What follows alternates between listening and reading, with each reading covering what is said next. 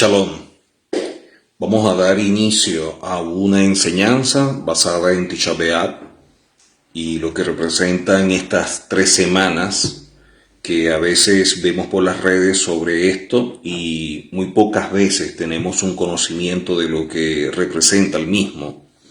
Y por lo tanto vamos a estudiar un poco este tema y que así podamos tener un entendimiento de lo que representa y cuál debe ser nuestra actitud o nuestra conducta en estos días y así poder hacer las cosas conforme a lo que Hashem ha establecido. Los eventos más catastróficos, más fuertes que determinaron la historia del pueblo judío tuvieron lugar el 17 del mes 4, o conocido también como el mes de Tammuz, y en Tisha B'Av, que es el 9 de Av. Fueron errores profundos en nuestra relación con Hashem y con nuestros semejantes que provocaron grandes tragedias que llegaron a fijar estos días como días de duelo, son días de ayuno, son días de introspección, son días de mucha reflexión y por lo tanto el cuidado que se tiene en estos días, y por eso no se hacen celebraciones, no se hace ninguna fiesta, la gente no, ni siquiera las oraciones que están relacionadas con el disfrute y todo esto se realizan. Entonces, en la medida que va pasando los días, hay una serie de alajot que debemos tener presente en esta celebración, o mejor dicho, en estos días de conmemoración.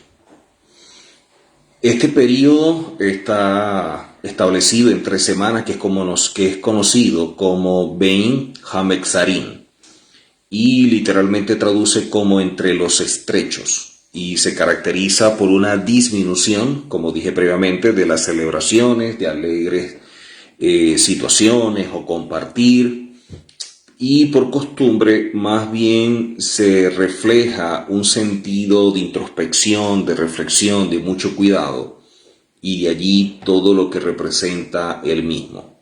Por lo tanto, es un tiempo que meditamos por lo sucedido, asumiendo que así como en ese tiempo se cometieron esos errores, también pudiéramos cometerlos nosotros, y que Hashem pueda ver en nosotros la disposición de querer cada día hacer las cosas mejor y que no cometamos esos errores a Shalom. Así que estos días en los cuales empezamos a evaluar todo lo relacionado con el mismo, y dentro del ciclo del año judío contiene una dinámica de energía espiritual singular y exclusiva de cada estación. Esto es cierto también respecto a estas 3 semanas y los trágicos actos del recién fundado o visto como pueblo idolatrando el becerro de oro. Recordemos que en Egipto es cuando se le dice a Israel que es mi pueblo, mi hijo, lo dice Hashem. Entonces vemos que apenas saliendo con una identidad, con un propósito y de recibir la Torá, cometen este acto idolatrando al becerro de oro. De esta manera vemos también que esto sucedió el 17 del mes 4 o el mes de Tammuz. También sucedió el día de Tisha B'Av. También sucedió lo de los espías, la aceptación del informe negativo. Ellos incurrieron en el Lashon Hara contra la tierra que Hashem había dado, y ellos impusieron un impacto negativo de largo término sobre la historia judía. Al mismo tiempo, este periodo de 3 semanas le otorga a cada generación la oportunidad de rectificar la fuente de estos errores y posibilitan elevar al pueblo judío hacia las más supremas o los más elevados niveles espirituales. Todas las tragedias de la historia judía provienen de los errores que se cometen, y en este caso nuestros ancestros que realizaron todo esto, lo del becerro de oro, el pecado de los espías, sirven para mostrarnos a nosotros que las calamidades y muchas cosas que se sufren o que suceden es porque a veces no se toma en cuenta los efectos o las consecuencias de aquello que se puede llegar a hacer. Con ello también vemos nosotros la destrucción de los 2 templos y el exilio que se tuvo que experimentar y que dieron lugar entre el 17 de Tamuz y el 9 de Av. Quien analiza este tema descubre en él cosas increíbles, porque empezamos a ver todo lo que Hashem nos muestra del ser humano, de nuestra condición, del problema de no conocernos a nosotros mismos y las consecuencias que tiene. El 17 de Tamuz fue el día que idolatraron el becerro, el 9 de Av, el periodo con el episodio de los espías, y estos 2 hechos principales cambiaron todo el curso de la historia de nuestro pueblo para todas las generaciones. Antes del becerro de oro, luego de haber recibido la Torá en el monte Sinaí, el pueblo judío había alcanzado el nivel de Adán Harishon, o el primer Adán, antes de su exilio del jardín de Edén. Ellos habían logrado un nivel de conciencia absolutamente diferente, cercano a los mundos espirituales. Cuando nosotros empezamos a tener un nivel de conciencia elevada, somos más vigilantes, estamos más atentos a todo, porque tener una visión triunfalista o estar confiado o pensar que son otros los que cometen la falta y que nosotros no lo vamos a cometer, que nosotros rechazamos esos actos, simplemente está diciendo que no nos conocemos, está diciendo que no estamos entendiendo nuestras limitaciones, no estamos entendiendo lo que tenemos dentro de nosotros, cualidades negativas no trabajadas, un yetzer hará. Aparte de eso, también conductas y comportamientos que reflejan la nulidad del libre albedrío, ya que reaccionamos y no pensamos lo que hacemos. El pecado de los espías impidió que toda la generación pudiera entrar a la tierra de Israel, incluido Moshe. Si hubieran entrado a la tierra en ese momento, habían disfrutado de una existencia sobrenatural con milagros revelados, tal como habían experimentado hasta ese momento. Como vemos nosotros, el man, conocido como el maná, las nubes, tanto de fuego como la nube de gloria, que muestra la justicia y la bondad de Hashem, y el manantial de Miriam, de donde brotaba el agua. Además, el templo nunca habría sido destruido y todos los judíos no habrían salido al exilio. Pero todos estos eventos fueron consecuencias del pecado del becerro de oro y la transgresión de los espías. Para esto pudiéramos traer una analogía, la relación que se estableció entre Hashem y el pueblo en el monte Sinaí a veces es comparado con un matrimonio. Si durante el periodo formativo de un matrimonio surgen temas serios que no son debidamente solucionados, es de esperar que estos mismos temas vuelvan a surgir más adelante hasta que finalmente sean trabajados y resueltos. Esos son los desafíos que enfrentamos como consecuencia del pecado de idolatrar al becerro de oro y por haber aceptado el informe malintencionado de los espías. ¿Por qué lo traen a colación y dicen de la analogía comparado a un matrimonio? Aquellas personas que comienzan una relación de pareja deberían tratar aquello que a juicio de lo que establece la Torá no está bien y deberían colocar todas las bases para que sobre ello vayan construyendo una relación que sea estable. Si esas cosas no se tratan, lamentablemente van a tener problemas más adelante y esto puede afectar la relación, inclusive destruirla. Entonces, para evitar todos estos males, es necesario aclarar y establecer las bases, y el que tenga mayor discernimiento, que tenga más madurez, que tenga mayor entendimiento, comprensión de la Torá y lo que representa la relación, debe guiar, debe ayudar a la otra persona para que juntos puedan construir este hogar. Si se hace de esta forma, se están estableciendo bases desde el principio que serán pilares fundamentales para la construcción de un matrimonio. Recuerde que el pacto matrimonial, la relación matrimonial, es usted el que la debe cuidar. Nadie la va a cuidar por usted. Si usted está atento a cada cosa, a cada detalle, se va a evitar muchos problemas. Hay situaciones que vienen por ignorancia, hay otros que vienen por rebeldía, hay otros que vienen por minimizar o no darle el lugar que se merece a cierta situación que puede incomodar, que puede dañar, que puede afectar la relación. Lo más importante es que entendamos que en la relación debe existir el Shalom Bayit, la paz del hogar, y en pro de la paz del hogar debemos hacer todo lo que esté a nuestro alcance. El valor del matrimonio, el valor de la relación hará que el precio que paguemos sea alto o sea bajo, dependiendo del valor que tenga para mí. Si para mí el matrimonio tiene un gran valor, yo voy a pagar un precio elevado por él porque representa mucho. Si para mí el matrimonio no tiene valor, yo no estoy dispuesto a pagar ningún precio y por lo tanto me da igual lo que suceda o no. Entonces hay que tener mucho cuidado con todo esto. El éxodo de Egipto y la entrega de la Torá en el monte Sinaí también pueden considerarse como el nacimiento del pueblo judío. Los errores que tienen lugar en el momento del nacimiento suelen dejar cicatrices que puede llevar toda una vida para curarlas. Esto mismo ocurrió con los pecados del becerro de oro y de los espías. Lamentablemente no se evaluaron todas estas cosas y trajeron como resultado que todavía vemos esas cicatrices y vemos lo que todo esto representó. La primera tragedia que ocurrió el 17 de Tammuz fue el pecado del becerro de oro, solo 40 días después de que todo el pueblo hubiera oído a Elohim hablar en el monte Sinaí. Los hombres judíos, las mujeres no adoraron un ídolo.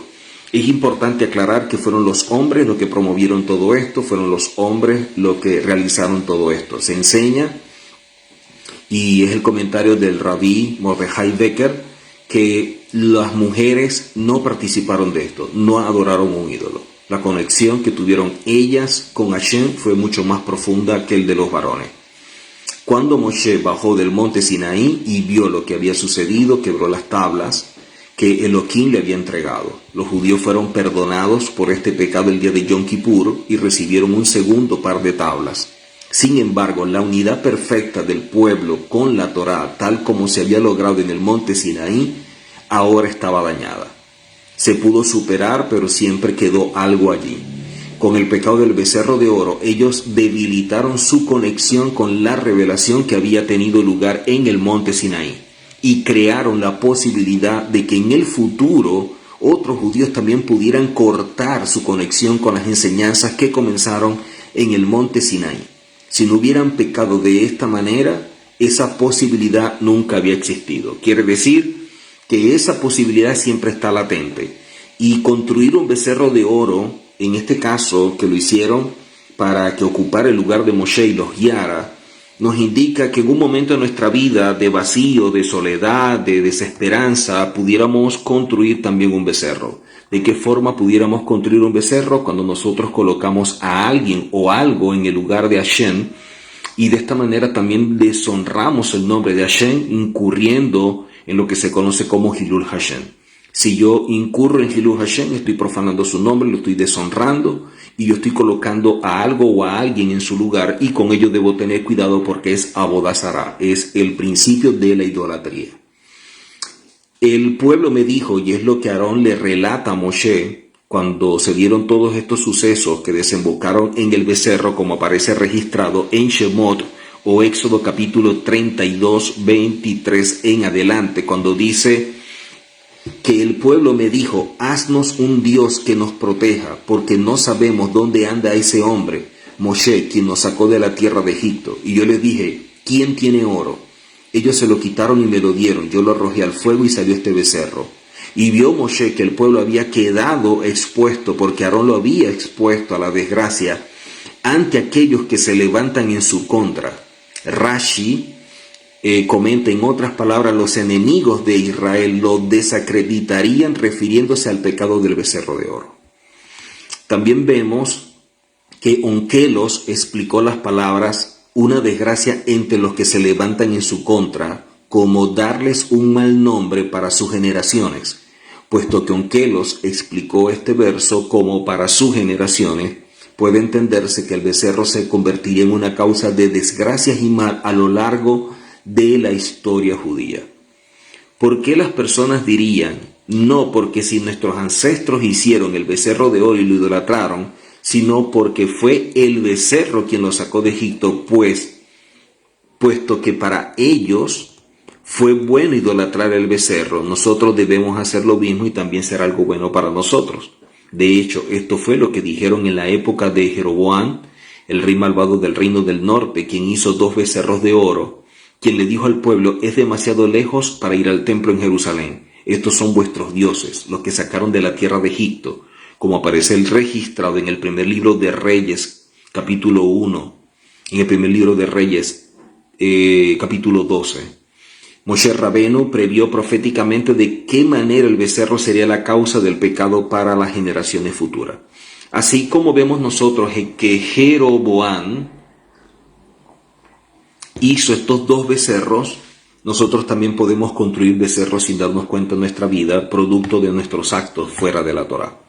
Debemos cuidarnos mucho porque hay acciones, conductas, comportamientos que son vistos como idolatría, como lo vemos también en el primer libro de Samuel, capítulo 15, donde vemos que él dice que la idolatría es como la rebeldía y la adivinación como la obstinación.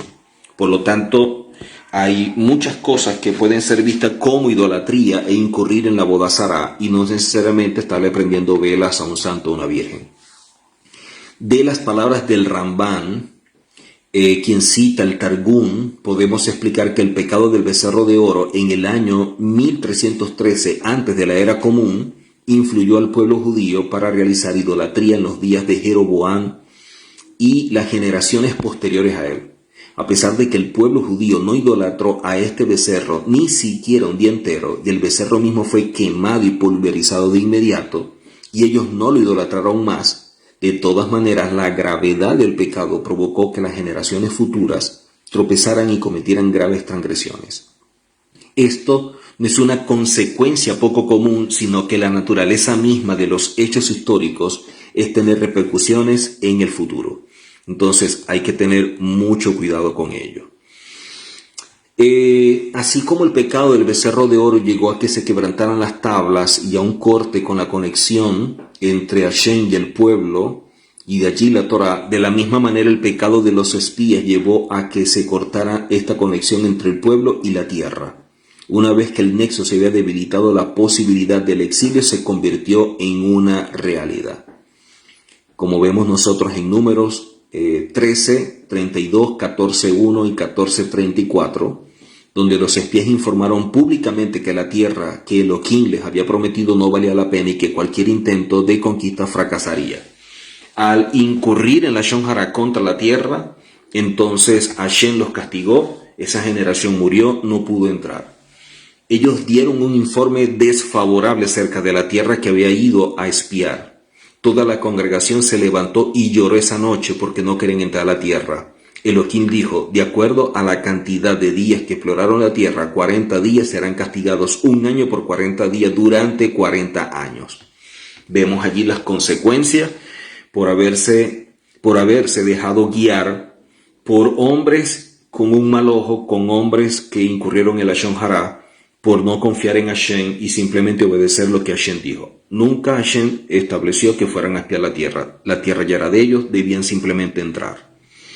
El Talmud Babli, Ta'anit 29a, nos muestra la respuesta del pueblo judío al informe de los espías fue totalmente injustificada, ya que Elohim les había prometido explícitamente la tierra, o sea, no debían expiar nada. Por lo tanto, lloraron sin causa. Yo les daré una razón para que lloren en este mismo día durante generaciones. Estaban llorando sin ningún motivo. ¿Quieren llorar de verdad? Ok, yo les voy a dar un motivo. Van al desierto. La noche en la cual los espías dieron su informe era Tisha B'Av. Y fue en este mismo día que ambos templos fueron destruidos y que muchas otras tragedias tuvieron lugar a lo largo de la historia judía. El Maharal Netzach Israel en el capítulo 8, página 53, habla del pecado que dañó la conexión de los judíos con la tierra. El hecho de que los judíos lloraran sin razón y despreciaran a la tierra de Israel estableció para ellos un llanto en este día para las generaciones. En verdad fue esto lo que provocó que fueran exiliados de su tierra. Su llanto demostró que no se habían conectado completamente con esa tierra. Cuando tú no te conectas completamente con aquello que el Eterno te ha entregado, tú no lo valoras y por lo tanto vas a hacer cosas que atenten contra el honor de Hashem. Cuando tú no tienes esa conexión profunda con Hashem, con su Torah, entonces tú vas a actuar de manera indebida. Y cuando tú no amas al Eterno, entonces empezarás a ver en tu vida cosas que no son las mejores, producto de atentar contra su honor. Vemos también que el Rav Eliyahu Dessler nos comenta que la única rectificación para el llanto injustificado es el llanto sincero a lo largo de la historia judía. Lloraron sin causa. Yo les daré una razón para que lloren en este día por generaciones. Llorar es una expresión del dolor intenso. ¿Qué se considera llorar sin causa?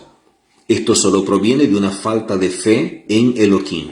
Cuando el pueblo judío estaba en la frontera de la tierra, se resistió a entrar a la misma diciendo: ¿para qué nos trajo Elohim a esta tierra para sucumbir a la espada? Como aparece registrado en Bamidbar o Números 14. Debido al odio que Elohim nos tiene, nos sacó de la tierra de Egipto para entregarnos a los Emorim para que nos destruyan, como aparece registrado en Devarim o Deuteronomio 1. La causa de esta deficiencia es la confianza en Dios. La causa de esta deficiencia en la confianza en Elohim es una falta interna en la conexión con Elohim. La única manera de rectificarlo es estableciendo el llanto a través de las generaciones. Por lo tanto, ¿de qué manera puede llegar a entenderse esta falta de fe y cómo es posible que el llanto pueda llegar a rectificar el hecho de no haberse deseado entrar a la tierra? Entonces vemos nosotros, en relación a esta etapa, a este momento tan trágico, que el pueblo judío lloró porque estaba demasiado cerca de Elohim y continuarían estándolo. Ellos sintieron que en la tierra de Israel no podrían continuar experimentando la intensa providencia divina, Ashkaha Pratit, que habían sentido en el desierto. Esa es la forma como algunos establecen que no es que no querían entrar, sino que no querían perder esa conexión, no querían perder a Moisés y por lo tanto no quisieron entrar. Esa es una de las explicaciones que dan. Sin embargo, vemos nosotros que también nos dicen que la conexión espiritual que tenían con Hashem en el desierto era algo que ellos apreciaban y que querían continuar experimentando y por lo tanto no quisieron. Eso es algo que comentan algunos rabinos también. Preferían regresar hacia atrás y sufrir bajo el dominio de los egipcios. La respuesta de Hashem fue que recibirían aquello que deseaban, alejarse de él. Pero él les aseguró, llorarían durante muchas generaciones y su llanto en el futuro se debería a esta distancia. Como resultado de esa distancia verían la destrucción de sus templos, tanto el primero como el segundo, y llorarían por eso. Debido a esa distancia verían que otros pueblos se iban a apoderar de su tierra y que esto traería también lloro en el exilio. Ese llanto sería un llanto adecuado, sería el llanto de quien desea acercarse a Hashem y no alejarse. Y ese llanto llevará al lugar del cual nos alejó aquel llanto original, de regreso a la tierra y a introducirnos en la era mesiánica. Hay muchas cosas que nos alejan de la presencia de Hashem, hay muchas cosas que nos distancian de Hashem. Y debemos tener cuidado con ello, porque a veces no nos damos cuenta que nuestras acciones delante de Hashem no son bien vistas y esto va a afectarnos por completo. Si nosotros queremos tener una relación con Hashem, si queremos tener una verdadera conexión, debemos apegarnos a la Torah, obedecer los mandamientos, cumpliéndolos con gozo.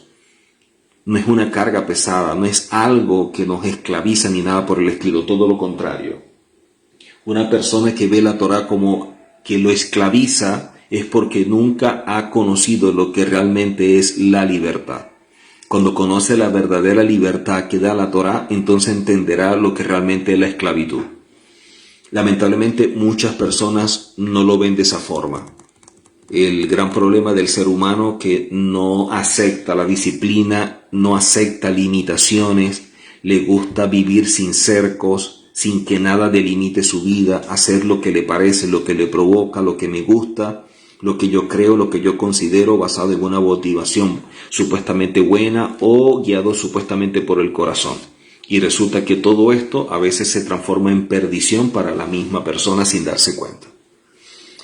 Así que el Rav Mordechai Becker, hablando del periodo de las 3 semanas, es un tiempo de cosas que son muy malas para el pueblo. O sea, es como si estuviera rondando algo que no es lo mejor, y de esta manera deberíamos cuidarnos. O sea, deberíamos estar más bien atentos a Hashem, en una introspección, en una conexión, buscando la ayuda del cielo, procurando mantenernos en esa relación íntima con Él y no perder el tiempo en cosas que nos pueden distraer y que traerían consecuencias. Si el becerro de oro, si los espías y la destrucción de los 2 templos se dieron en este momento, quiere decir que es un tiempo en el cual nosotros deberíamos tener mayor cuidado. O sea, es un momento en que vemos que hay muchas cosas que pueden llegar a suceder. Entonces, evitar que nos sucedan.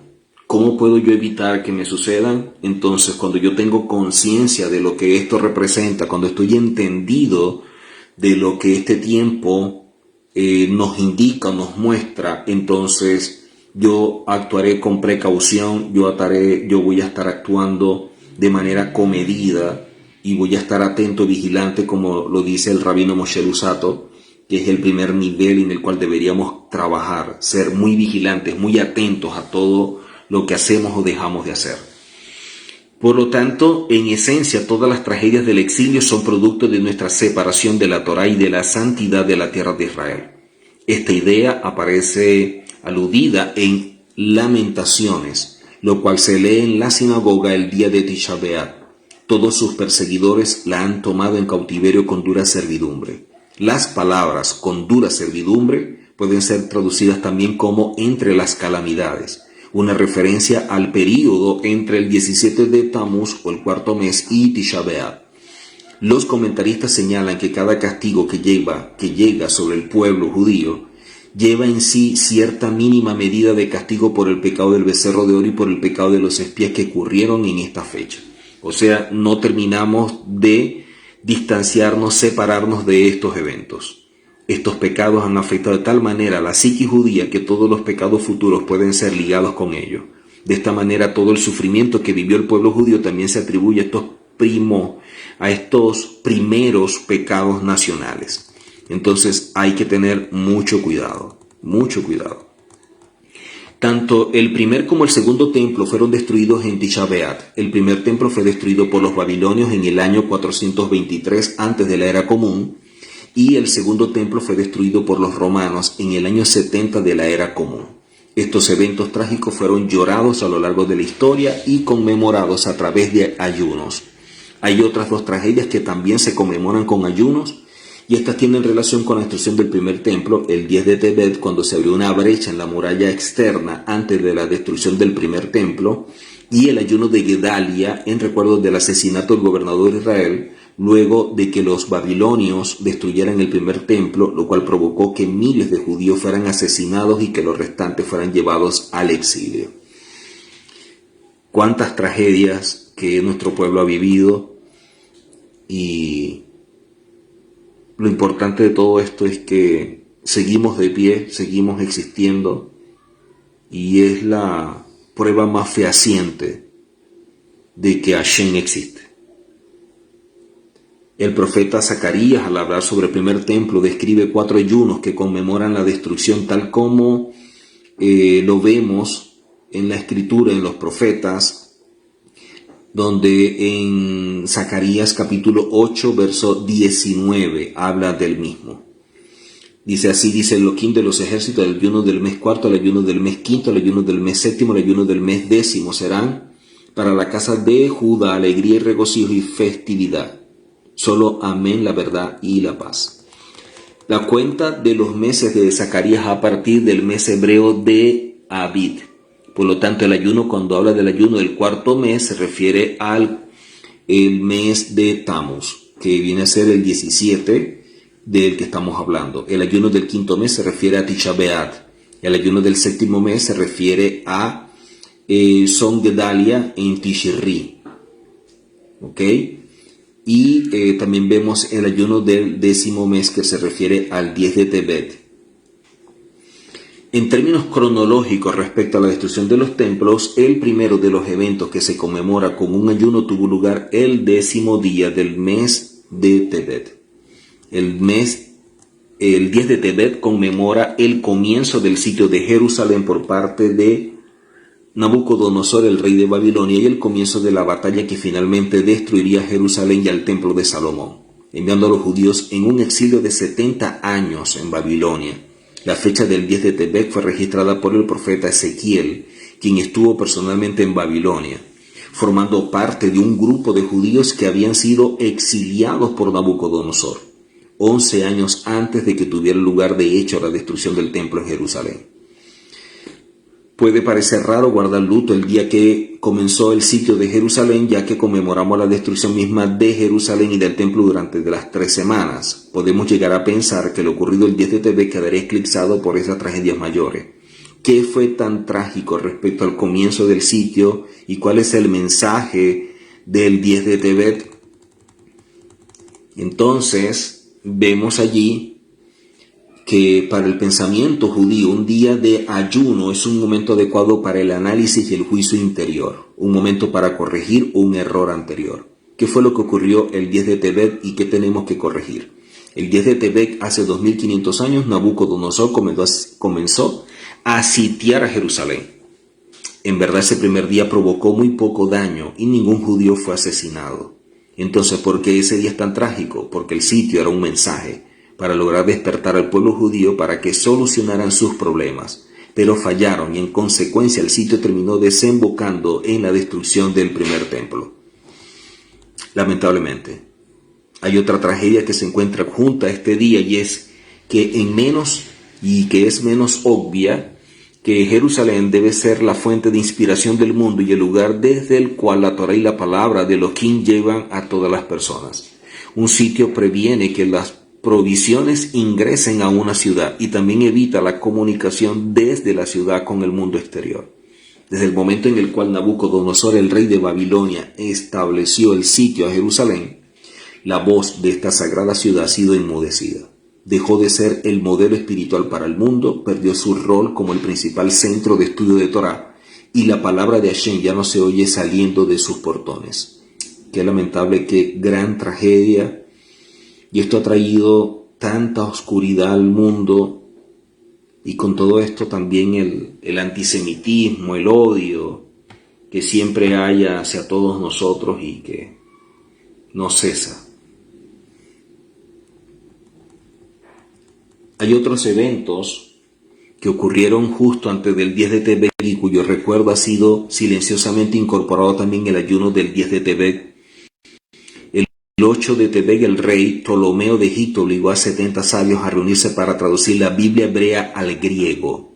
A pesar de que el Talmud relata que este proceso recibió la bendición de que ocurriera un milagro, los 70 sabios fueron colocados en habitaciones separadas y a pesar de ellos todos realizaron exactamente la misma traducción. La visión general de los rabinos de la época hacia este proyecto fue decididamente negativa. El Talmud relata que cuando esta traducción se hizo pública, descendió la oscuridad sobre el mundo. Qué lamentable el hecho de hacer este trabajo del hebreo al griego, cómo se pierde la esencia del mensaje, cómo se pierde lo que representa todo esto dado por Hashem. Miren que es visto como que descendió la oscuridad sobre el mundo. No entiendo cómo personas pueden ver con buen ojo o pueden aceptar al momento de estudiar la Torá o estudiar lo que Hashem ha revelado desde el griego, cuando para nuestro pueblo y la mentalidad judía es simplemente un desastre. La traducción de la Biblia al griego ayudó al avance de los planes de los judíos helenistas para incorporar la cultura griega dentro de la vida judía y para intentar reformar al judaísmo de acuerdo a los valores y al estilo de vida griego.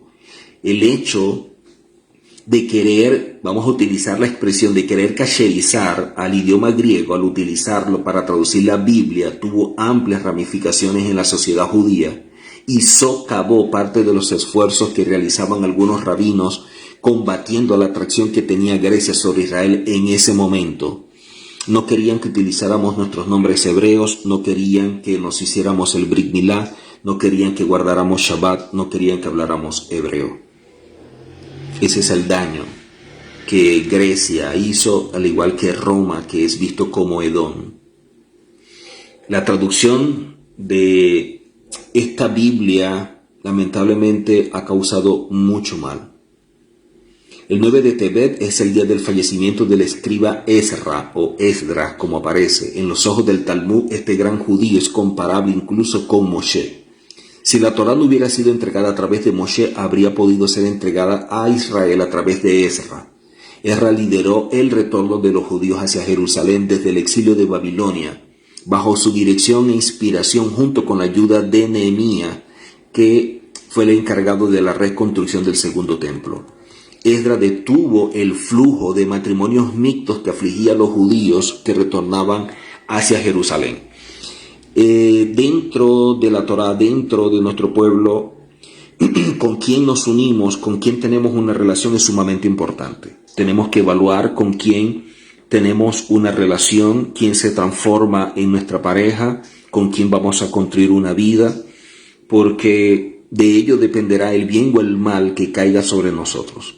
Si nosotros somos personas con madurez, somos personas sabias, somos personas entendidas, buscaremos a una mujer que sea sabia, que sea obediente a la Torá, que tenga temor a Hashem y que de esta manera quiera cumplir con la Torá y que quiera construir un hogar con sabiduría.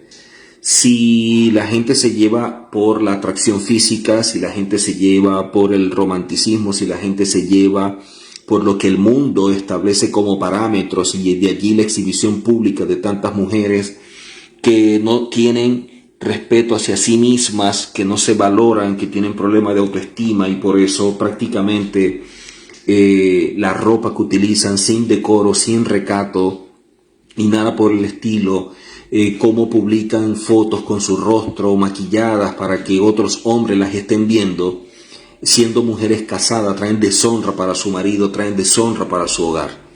Y hay personas que no prestan atención a esto y solo traen calamidad sobre su hogar cuando vemos que mujeres hacen esto, y es lo lamentable porque muchas veces esto atrae shedim y cuando vemos la operación de los mismos siempre hay destrucción. Entonces, si la mujer está entendida, se vestirá y hará las cosas para que las disfrute su marido, ya que la vida privada es privada. Nosotros no tenemos que hacer de nuestra vida algo público ni un show para que otros lo vean. Y con eso hay que tener muchísimo cuidado. Vemos que Esdras detuvo entonces el flujo de matrimonios mixtos porque dañaba. Recordemos que la unión de dos personas es el nivel más elevado de Kedusha, de santidad. O sea, cuando un hombre y una mujer tienen esa relación, tienen intimidad, estamos hablando del acto más elevado de espiritualidad que pueda existir, y de allí la Kedushá del mismo. Entonces, como es un acto elevado de espiritualidad, tenemos que saber con quién lo hacemos. Por eso es que siempre el llamado de atención por parte de Hashem, que nuestro pueblo se cuidara mucho de la mujer extranjera, por lo que ella representa. Y vemos también cómo mujeres de nuestro pueblo, producto de no tomar en consideración el recato y salir a exhibirse y exhibir su cabello y todo esto, en aquel tiempo no habían redes sociales ni nada por el estilo, pero de igual manera hicieron públicas cosas que no debían hacer, fueron violadas. Entonces, muchas mujeres que vemos nosotros a veces dicen que yo salí y me faltaron el respeto, que cómo es posible, que este hombre es un grosero, pero la pregunta es cómo estás saliendo vestida, cómo sales a la calle, qué estás mostrando.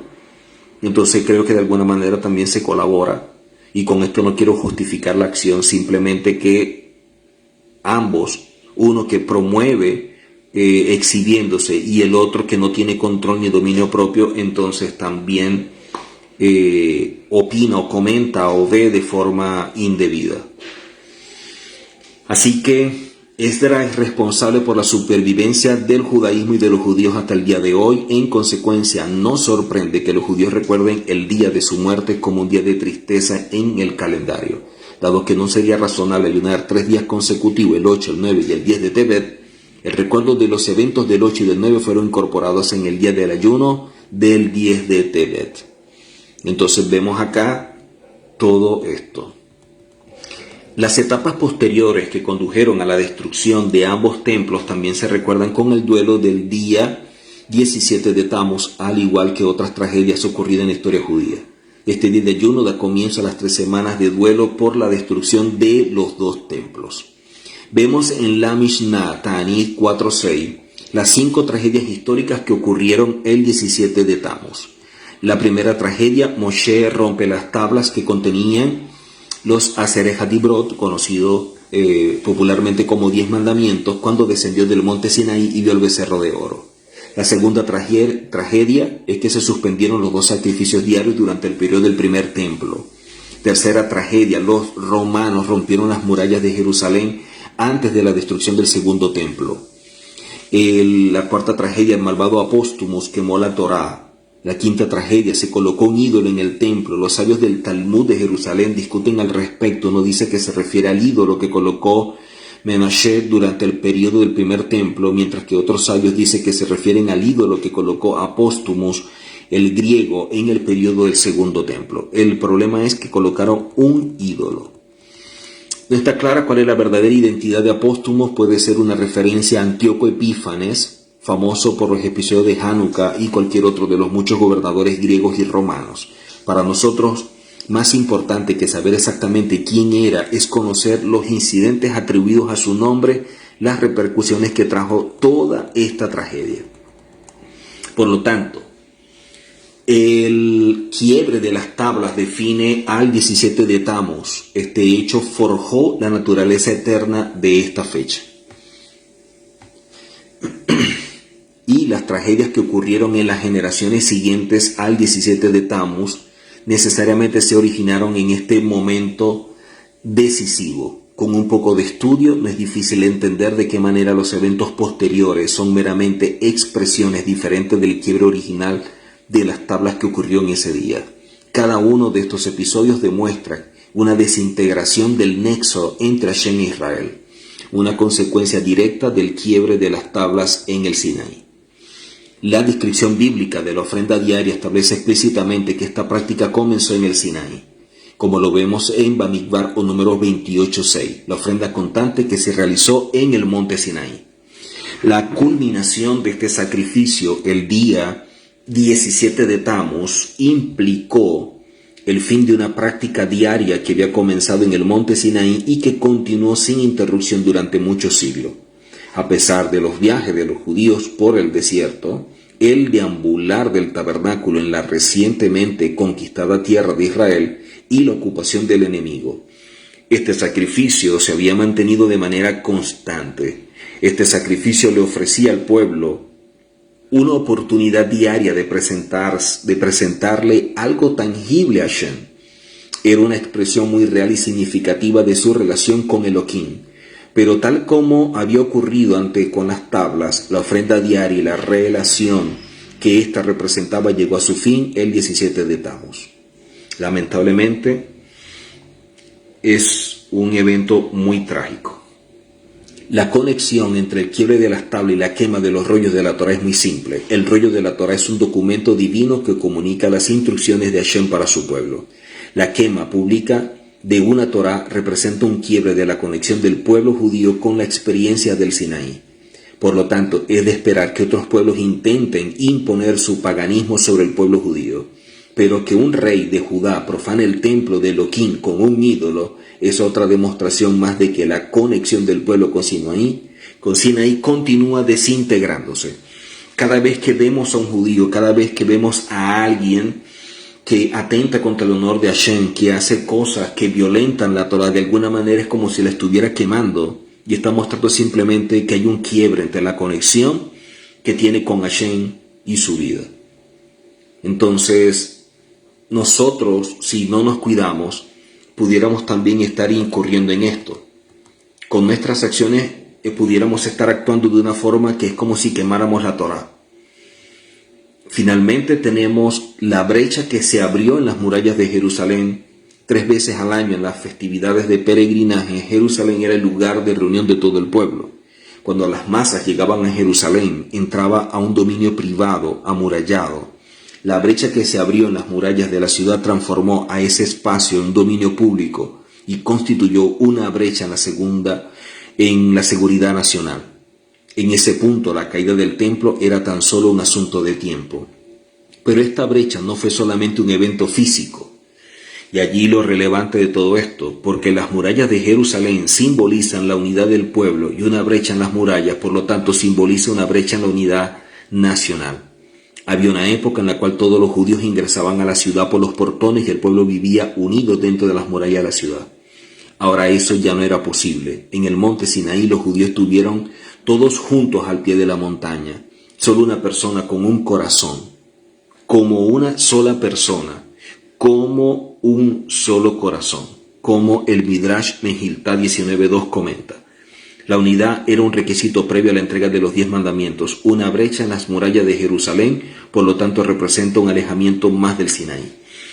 Pudiéramos también compararlo con nuestra vida, ¿no? Si en nuestra vida también hay una brecha, hay algo que no estamos haciendo bien, entonces es evidente que no hay esa plena unidad con Hashem. Entonces deberíamos revisarnos muy bien porque pudiéramos tener brechas por las cuales se están colando ciertas cosas que desagradan a Hashem y debemos tener muchísimo cuidado con ello. Por eso es que este tiempo de introspección, este tiempo de reflexión, este tiempo de ayuno, este tiempo de búsqueda, no es un tiempo para celebrar. En este tiempo, en esta época no se hacen matrimonios, no se hacen grandes celebraciones, no tenemos momentos de grandes disfrutes, porque en el ambiente hay algo que vemos nosotros y que se ha repetido, que ha traído males, calamidades y tragedias sobre el pueblo, y por lo tanto tenemos que cuidarnos. Mientras que el 17 de Tammuz resalta nuestro distanciamiento de la Torá, Tisha B'Av focaliza la atención en el resultado de esa fisura, la pérdida de la tierra, el exilio y todas las calamidades que hemos sufrido desde entonces. Las 5 tragedias mencionadas por la Mishnah siguiente constituyen el punto principal de nuestro luto en Tisha B'Av. Estas enfatizan nuestro distanciamiento de la tierra y nuestra pérdida del templo sagrado en Jerusalén. Pero vemos claramente todo lo ocurrido, ¿no? En la Mishnah Ta'anit 4.6, las 5 tragedias de Tisha B'Av focalizan la atención en la destrucción del templo y del asentamiento judío en la tierra de Israel.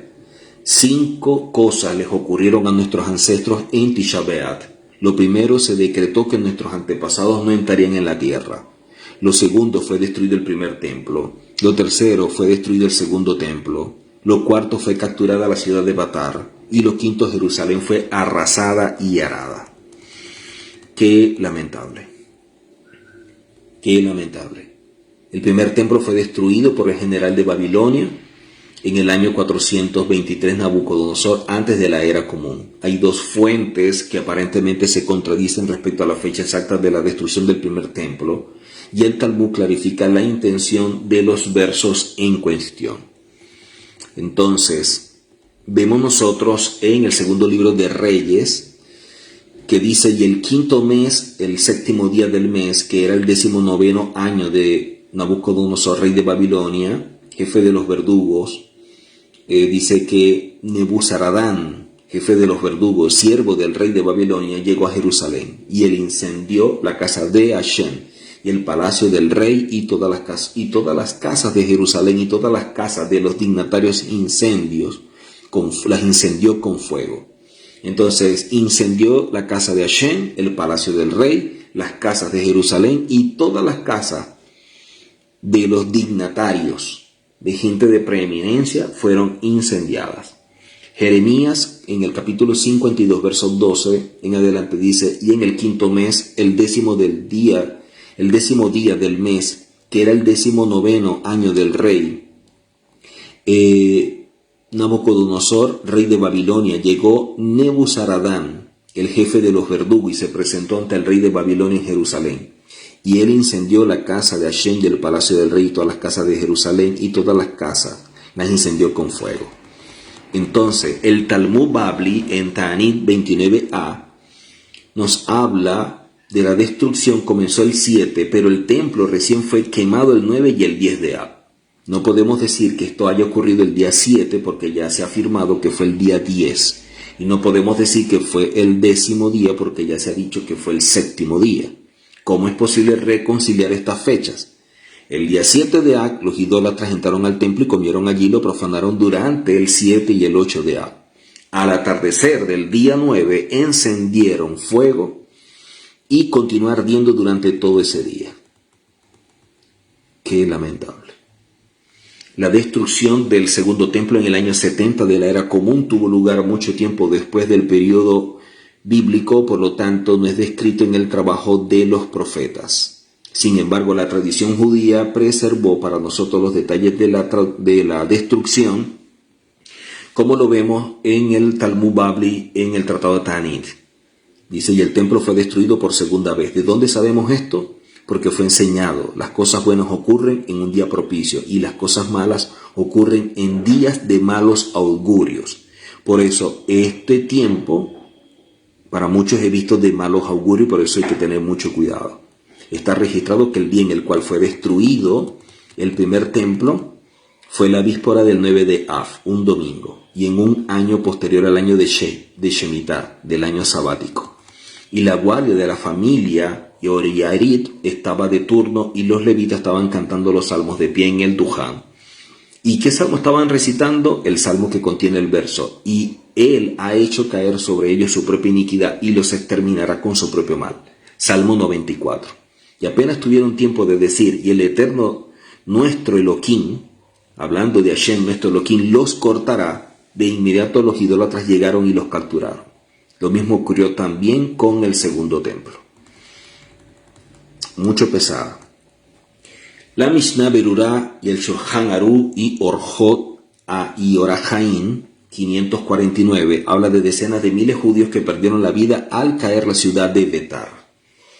Entonces, vemos que este tiempo que se da en Tisha B'Av, este tiempo es un tiempo de verdad muy triste, ¿no?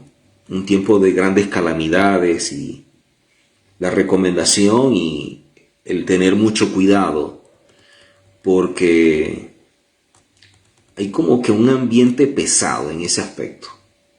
Entonces, es mejor cuidarnos y que de esta forma evitemos un daño mayor. Recomendación: pasemos un tiempo de meditación, de introspección y de ayuno como lo establecen para este tiempo.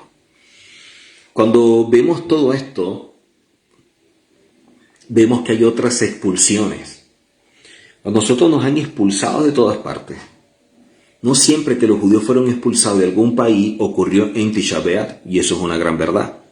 Sin embargo, desde la destrucción del templo en el año 70 de la era común, el pueblo judío ha experimentado más que una buena porción de exilio y persecución. Tisha B'Av es el día adecuado para recordar y llorar por todos esos eventos que se dieron. El Rav Raga Shimon nos dice que el pueblo judío sufrió una larga lista de expulsiones en las distintas tierras en las que fue disperso.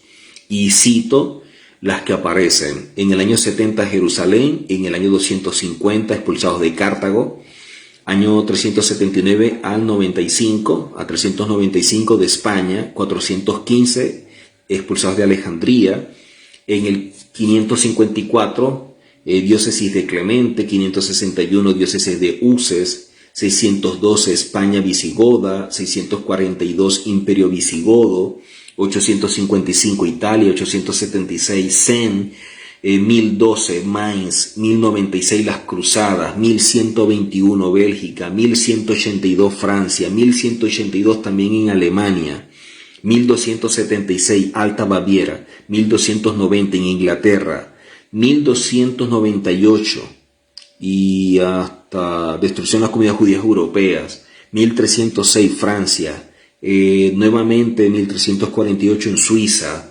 1444 los Países Bajos, 1446 Baviera, 1453 Breslau, 1454 Würzburg, 1462 y 1483 Mainz, 1484 Varsovia, 1485 Vicenza en Italia, 1492 España con la salida de Cristóbal Colón, 1492 también de Italia y en 1495 de Lituania, 1496 de Nápoles, 1496 también de Portugal. Lo que es Portugal y España fue visto como Sefarad.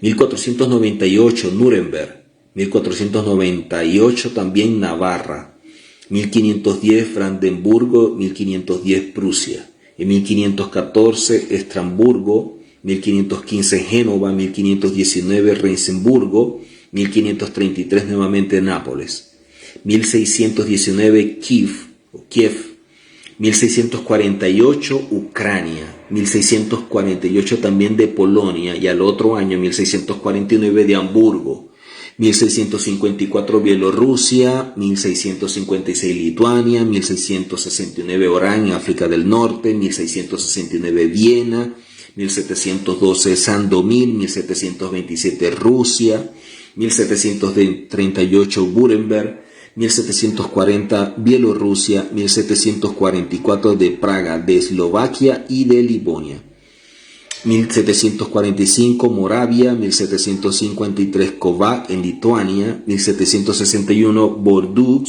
1772 deportación de la zona de residencia, 1775 Varsovia, 1789 Alsacia. 1804 pueblos en Rusia, 1815 Lübeck y Bremen, 1815 también de Franconia, Suabia y Baviera, 1820 Bremen, 1843 fronteras de Rusia, Austria y Prusia, 1862 área de los Estados Unidos bajo la jurisdicción del Gran, 1866 Galicia, Rumania, 1880 Rusia, 1891 Moscú, 1919 Baviera, 1938 y 45 áreas controladas por los nazis y 1948 los países árabes. Hay otras que, bueno, no mencioné, expulsiones, otras 20 de otros países que fueron entre el año 1349, partiendo desde Heilbronn hasta 1615 en Worms. Entonces son muchas tragedias que vemos nosotros a lo largo de la historia de nuestro pueblo y por eso siempre se nos hace ese llamado de atención, que sea un tiempo de reflexión, que sea un tiempo para meditar, para evaluar, para ayunar. Cuidémonos de estar haciendo cosas indebidas, de estar en medio de celebraciones y de júbilo y de cuestiones que no son propicios para este tiempo, ni andar preparando fiestas, matrimonios ni nada por el estilo. Evitemos una desgracia en nuestra vida y podemos seguir adelante avanzando en medio de esta rectificación. Así que nos vemos en una próxima oportunidad. Hasako Baru.